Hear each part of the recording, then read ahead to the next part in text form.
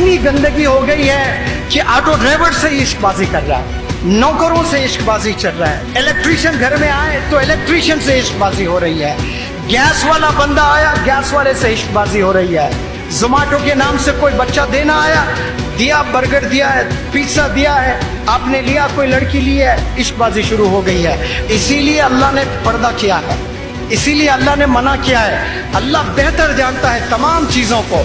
क्यों अल्लाह ने नामहरम से दूर रखा है? ये इसलिए रखा है क्योंकि हर इंसान पर शैतान सवार है। वो हमेशा 24 आवर्स आपसे गुनाह करवाने के लिए पूरे टैक्टिक्स प्ले करते रहता है। हमने वो शैतान के टैक्टिक्स से बचना है। वो बचने के लिए आप सल्लल्लाहु अलैहि वसल्लम ने तरीके बताए हैं। वो तरीकों पर जो चलते हैं वही कामयाब होते हैं। हर बंदा चाहता है कि एजुकेशन करें, लेकिन एजुकेशन के नाम पर आप जिना करोगे, एजुकेशन के नाम पर आप हराम काम करोगे और वो हराम आदतें आप में, आपके खून में आप बसा लिए हो और उसके बाद आप शादी करोगे और जाकर बच्चे पैदा करोगे तो हराम के बच्चे पैदा होंगे। और क्या हराम के बच्चों से हमारी कौम में कोई लीडर पैदा हो सकता है? दुनिया पूरी बिगड़ गई थी, गुमराह थी, अंधेरे में जिंदगी गुजर रही थी, कोई रोशनी नजर नहीं आ रही थी। तब अल्लाह सुब्हानहू व तआला एक टीचर के तौर पे आप सल्लल्लाहु अलैहि वसल्लम को इस दुनिया में भेजे हैं। आप सल्लल्लाहु अलैहि वसल्लम ने कहा मुझे मुअल्लिम बनाकर भेजा गया, मुझे टीचर बनाकर भेजा गया। आपने अगर कामयाब होना है तो टीचर्स का हाथ थाम लें, मदारिस के टीचर्स का हाथ थाम लें, अपने स्कूल्स के टीचर्स का हाथ थाम लें। कसम खुदा की गुमराह नहीं हो सकते, कामयाबी की मंजिल छू कर रहोगे आप। इस दुनिया में दो चीजें जो सबसे मुश्किल है। नंबर 1, ईमान की हिफाजत, ऑलमोस्ट इम्पॉसिबल हो चुका है। बराए नाम नजर आ रहा है कि हम लोग मुसलमान हैं, लेकिन वाकई में ईमान है या नहीं है ये अल्लाह सुब्हानहू व तआला ही जानता है। ईमान की हिफाजत इस दुनिया का सबसे बड़ा चैलेंज है, सबसे बड़ा चैलेंज।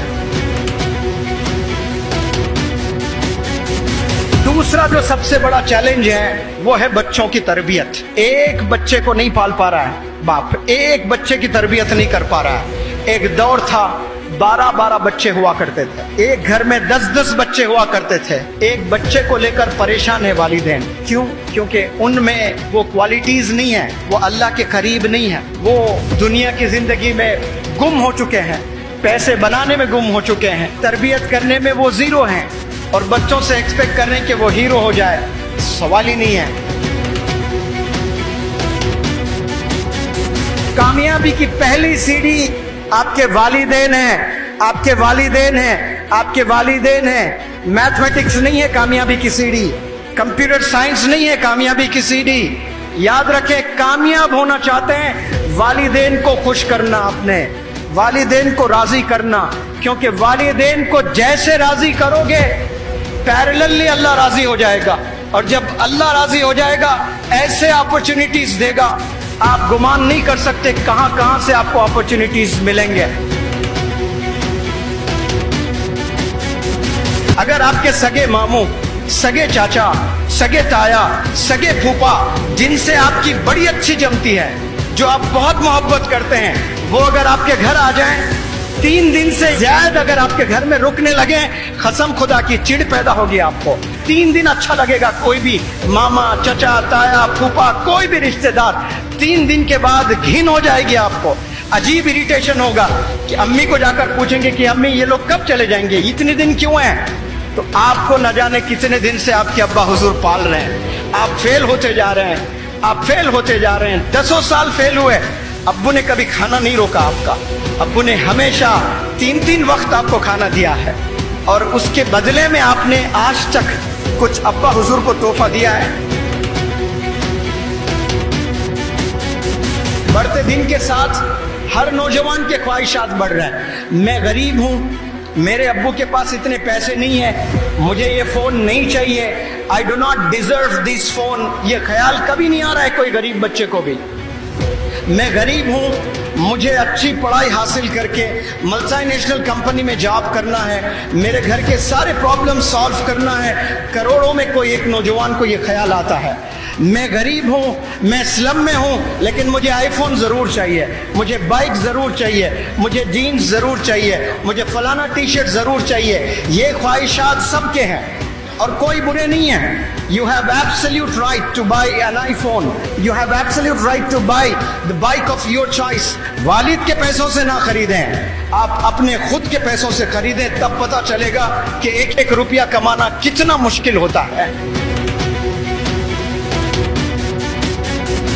آج شہر جائیں, حیدرآباد, بنگلور, ممبئی, ایسے بڑے بڑے شہر جائیں آپ کو ایسے بھی ینگسٹرز ملیں گے جو گریجویٹس ہیں, جو انجینئرنگ کیے ہیں, جو پوسٹ گریجویٹس ہیں, جو MBA کیے ہیں.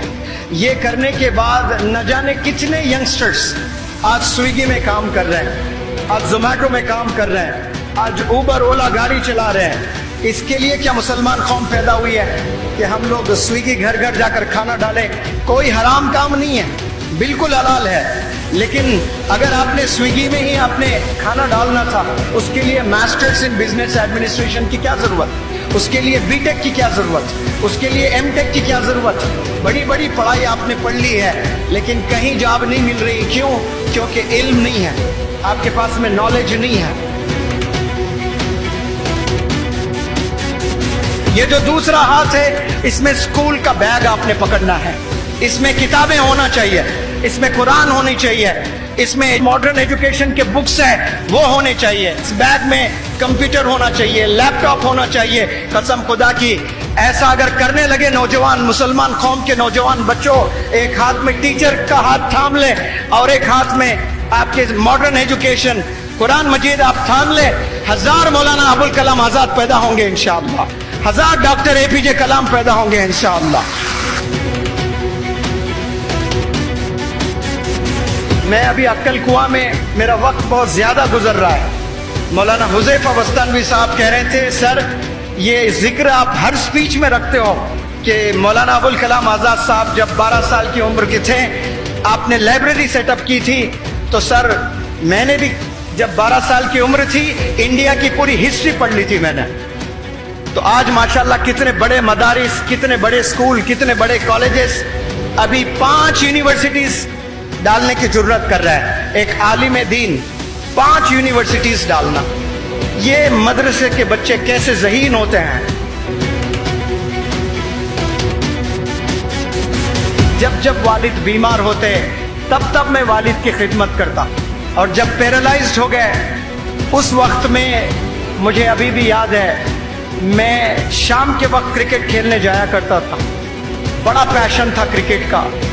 لیکن کرکٹ نہ کھیل کر میں بیٹھ کر انتظار کرتا کہ میرے ابا کب بلائیں مجھے کہ بیٹا مجھے ٹوائلٹ جانا ہے, مجھے پخانا دھلانا ہے. اور میرا رب گواہ ہے, قسم خدا کی میں کہتا ہوں, جب میں ان ہاتھوں سے میرے والد کا پخانا دھلاتا مجھے ایسا لگتا کہ میں ورلڈ کپ جیتا ہوں, ایسی خوشی ہوتی تھی مجھے. اور میں سمجھتا ہوں کہ وہ پیرالائسس کی حالت میں جو میرے ابا حضور اپنے ہاتھوں سے پکانا نہیں دھو سکتے تھے, ایک نوجوان بچہ اور والد کی خدمت کر رہا ہے, اس وقت میں میرے والد نے کیا دعا کی پتہ نہیں مجھے. اس کی وجہ سے آج میں ایک ٹیچر بنا ہوں, ایک ٹرینر بنا ہوں, ایک موٹیویشنل اسپیکر بنا ہوں. یہ میں میری ٹیلنٹ سے نہیں بنا, یہ میرے ایبلٹیز سے نہیں بنا, یہ میرے والد کی دعا کی وجہ سے بنا.